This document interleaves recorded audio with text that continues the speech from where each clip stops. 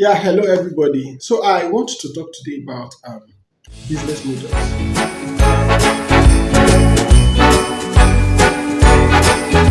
I want to take a case study or two case studies today.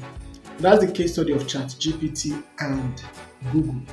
When ChatGPT came out, it was like there was a lot of buzz. Everybody thought that this was the end of Google, and there's nothing that Google could do again. Blah, blah, blah, blah. So by this time, we thought it was just ChatGPT all over the world and everything.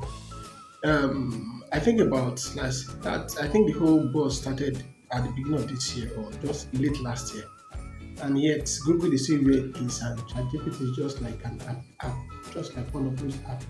And I say freemium model at best. I want to go by the number of users per day. Probably might be at the level of maybe Twitter, LinkedIn, or stuff like that. So why is that?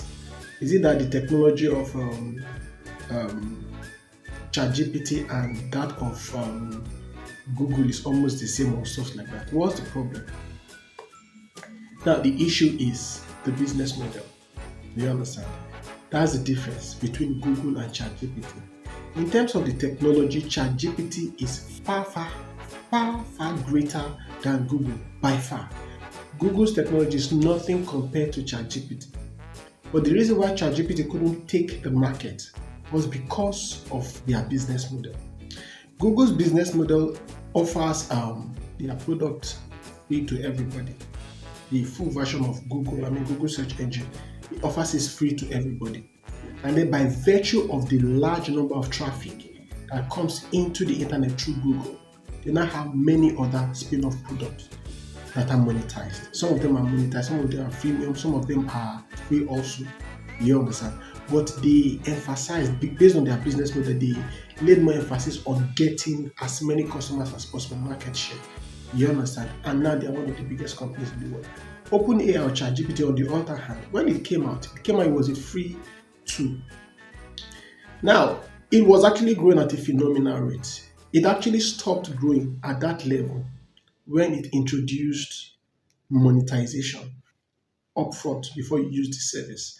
You understand? So of course it did. There was also the free version, and then there was there's the money there's the paid version. You understand? Of course, the paid version has more features and like that, and then the free version is has less features, just basic features. You understand?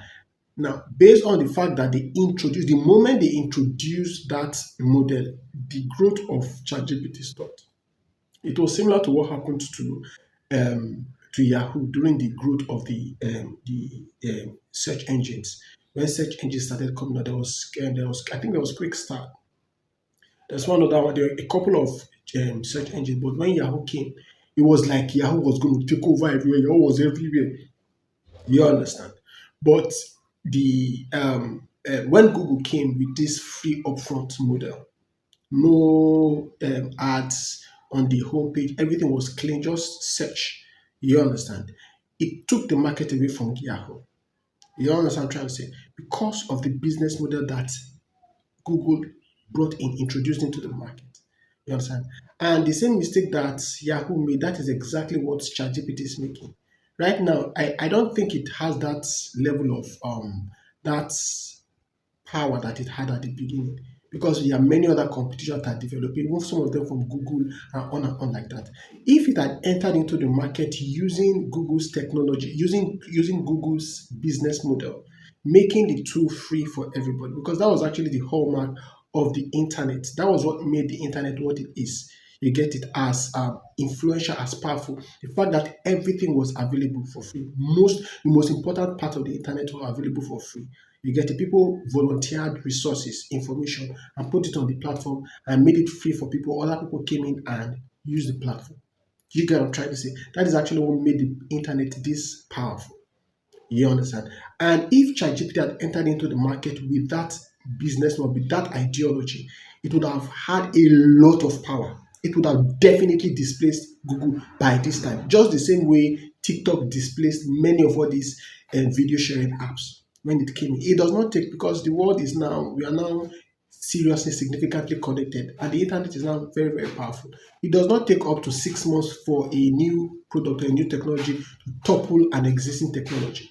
You understand what I'm trying to say? So that was exactly what ChatGPT would have been able to do if they had gotten their business model right.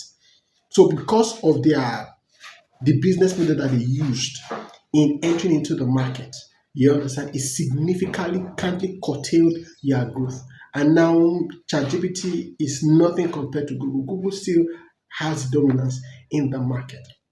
That is why it is important for you to understand your business model. That is how business model can be used as a tool for strategic positioning to put your business ahead. Understanding your business model and using your business model as a way of putting your business ahead.